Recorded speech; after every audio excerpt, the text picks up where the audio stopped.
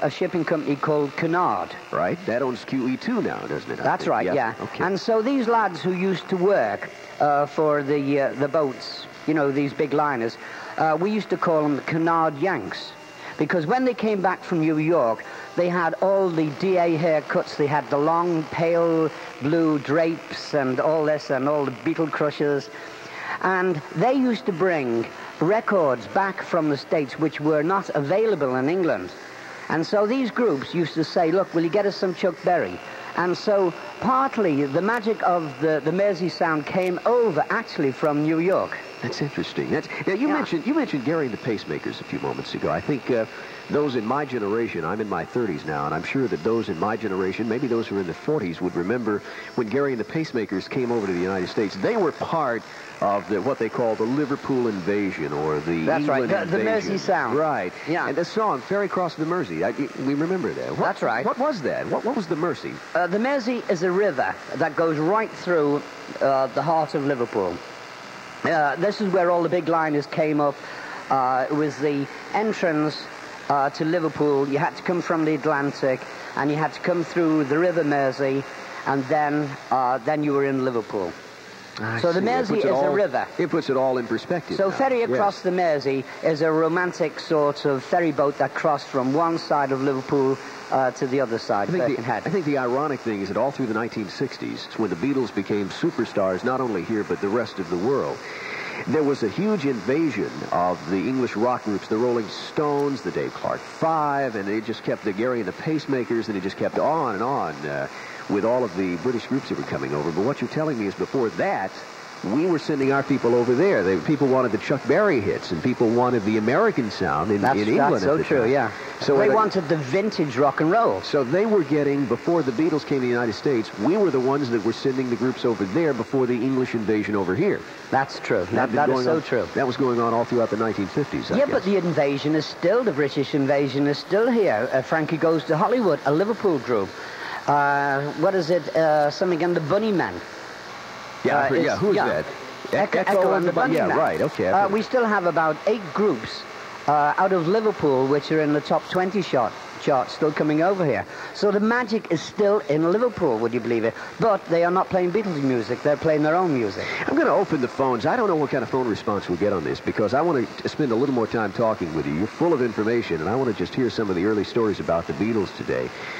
Certainly, there are so many people who are adults now who were kids when the Beatles came over. In fact, I remember it was really funny about, I guess it was this past Christmas. I have a 13-year-old daughter, and she came to me and she said, tell me about the Beatles. And it was so odd hearing that, because to stop and to think that we've got generations of people now living who were not even born or who were infants at the time that the Beatles started coming to America, and they don't have any real recollection of these days that you're talking about. Yet everybody still likes Beatle music. You are so true. I've been doing Beatle conventions for about 5 years now over here. Are you seeing new generations of people? I see new generations, because every time I come I say, well, this must be the last time. These 15-year-olds in another couple of years are going to forget about the Beatles. But every time I come, they're getting younger. 13, 12, at Beatles 14, conventions. At Beatles conventions. Well, it's come the whole circle, because John Lennon's first son, Julian, has a hit record out right now. And a very, very good hit record, if I may say so. It's even very strange to hear it, because he sounds exactly as if he is John Lennon. The voice is exactly the same. So we've come to full circle now. The Beatles' son, one of the Beatles' sons, is actually making hit records right now. Yeah, I wonder if he wants a manager. Because Ringo's got a son who's got a group called Zach. You're available? They should get together. No, I've got a son, 19. I'll pass it over to him. We're going to pause for a minute. It's 22 after 11 o'clock on WJNO. You brought something along here with you. What are these? These are postcards. These are Liverpool Beatle postcards that if you go on holiday, you go to the tourist board, and they give you colour photographs of Beatle land, as it were. There's John Lennon's house, there's a photograph of Penny Lane, there's a photograph of strawberry fields in colour, and there are the actual homes where the Beatles were born. We'll give some of these away. Yes. For anybody who calls in, for the first few callers who call in, if you'd like some of these cards, these are from England. These are from Liverpool, actually. From Liverpool, And they're only available there, aren't they? They're only available from your studio. Right now in the United States. So we've got the only cards like this in the United States that are available. So for those of you That must be worth a large vodka. Look at this, half the studio. Not on the air, not on the air. Half the studio wants some of these. All right, for those of you who might like to call in if you have a question, we'll give you some of these cards because they are very nice souvenirs. My guest is Allan Williams. He is the first manager of the Beatles. We're going to pause for a moment and we'll continue on WJNO News Radio. And all the people that come and go stop and say hello. On the corner is a banker with a motor car. The little children laughing him behind his back. Penny Lane. Yes. Folks, you're making me feel homesick. What is Penny Lane? Penny Lane is an area. It's the terminus for the buses. It's a complete area. It's just not one street. It's a meeting place. There is the shelter on the corner where the kids used to get their fish and finger pie with their girlfriends, etc. It's a whole sort of area. What was Strawberry Field? There was the Strawberry Field forever. What was Strawberry Field is at the back of where John Lennon used to live with his Auntie Mimi.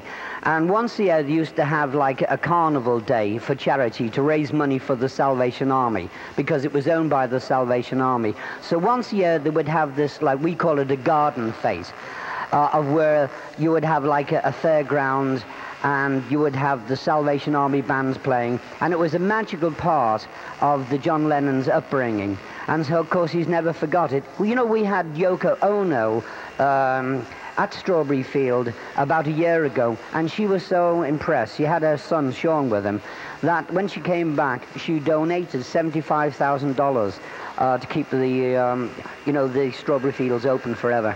How, before they became superstars, obviously they were not millionaires as they are right now, but how poor were these guys when you were dealing with I can tell you a funny story.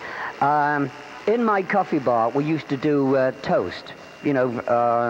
Bread, and we used to charge, if you had one round of toast with butter, it was something like a penny, like 1 cent. But if you had, as you call it, jelly, we call it jam, you had to pay an extra penny.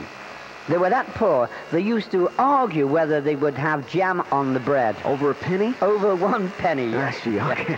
We have a full board of calls, and we're going to go right to the calls in a few moments. We have a number of people waiting on the line, even someone named Barry, of all things. And we'll go to the phones in a moment on WJNO News Radio. The gentleman you're listening to is Allan Williams. He was the Beatles' first manager from about 1959 to 1961. That's it. Okay. And we'll continue in a moment. First, though, it is... Control by creature.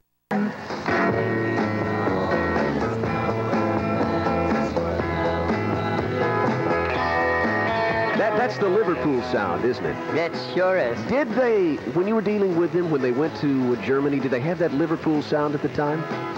No, they were playing all-American vintage rock and roll. They were playing Elvis. I can remember... They weren't playing the Beatles at the time? One of Paul's favorite songs was It's Now or Never. Oh, yeah, Elvis. Right. Elvis Presley. They used to do Chuck Berry numbers. So they were playing other people's music? Oh, yeah, Gene Vincent, Eddie Cochran. When did they start playing their own pieces? They started, actually, in Hamburg.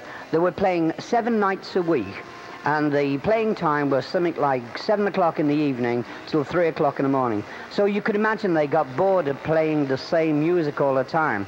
So that's when they became creative. I used to be there in the afternoons with them when they were strumming and actually working out their own music. So the birth of the original music came from Hamburg, and then when Brian Epstein became the manager, they said, well, look, we've written this and we've written that. And that was why everybody said, well, how can this group turn out so many tunes, so many good songs, all within months? They'd actually, they were all in the pipeline. They were in the can, as it were. So it was all built, this is like a reservoir of songs that were built up over the years. That's it. They started really grinding them out after they became big stars. That's true. Amazing. Let's take some calls. Gary's first on the lines, and you're on WJNO, Gary. Hello. Hello, Barry. Yes. Allan? Yeah? How are you? I read your book, Man Who Gave the Beatles Away That's some years it. back. And I'm wondering, first of all, have you written anything else recently on them? I'm going to do a follow-up on the book, like sort of whatever happened to Allan Williams. Right. You know, telling stories about these conventions. You obviously know that I had the Hamburg tapes. Right. You know, the Beatles live at the Star Club. Right, that I've got. Yeah, well, I want to tell the story of how I got ripped off on that as well. I'm known as the man who gave the Hamburg tapes away now. I've got lots of interesting stories about how I first came over to Philadelphia.